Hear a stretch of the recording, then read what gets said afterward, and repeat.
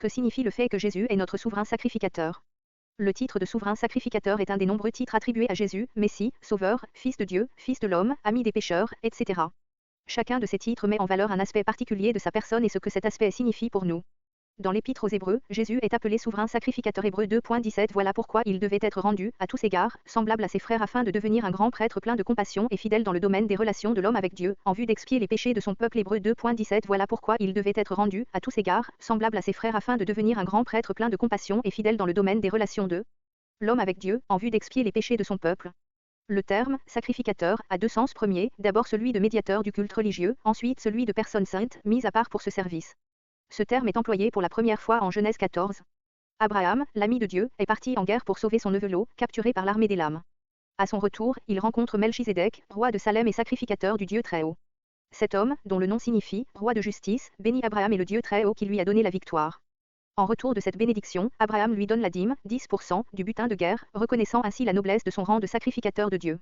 Des années plus tard, Lévi, un arrière-petit-fils d'Abraham, a été choisi par Dieu pour être le père de la tribu des sacrificateurs. Quand la loi fut donnée au mont Sinaï, les Lévites ont été identifiés comme serviteurs du tabernacle et la famille d'Aaron comme sacrificateurs.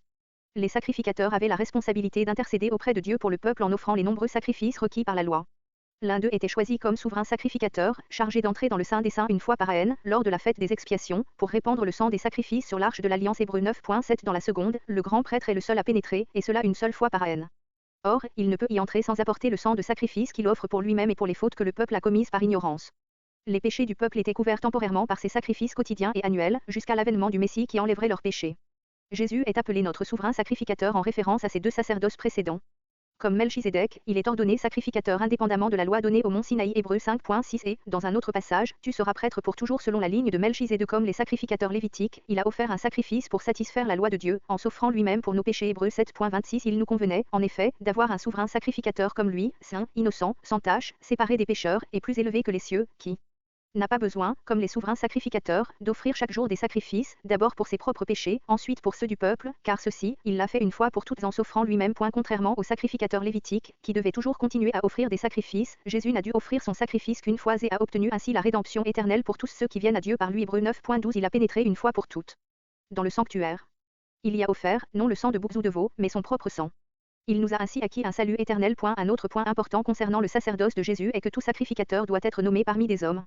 Jésus, bien qu'il fût Dieu de toute éternité, est devenu homme de manière à pouvoir subir la mort et devenir notre souverain sacrificateur. Hébreux 2.9. Mais voici ce que nous constatons, après avoir été abaissé pour un peu de temps au-dessous des anges, Jésus se trouve maintenant couronné de gloire et d'honneur, à cause de la mort qu'il a soufferte.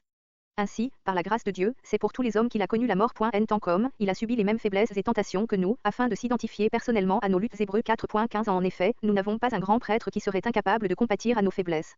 Au contraire, il a été tenté en tout point comme nous le sommes, mais sans commettre de péché.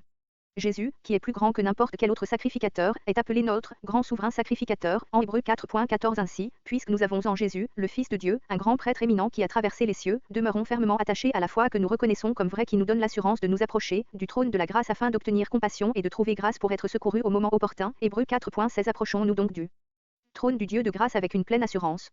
Là, Dieu nous accordera sa bonté et nous donnera sa grâce pour que nous soyons secourus au bon moment.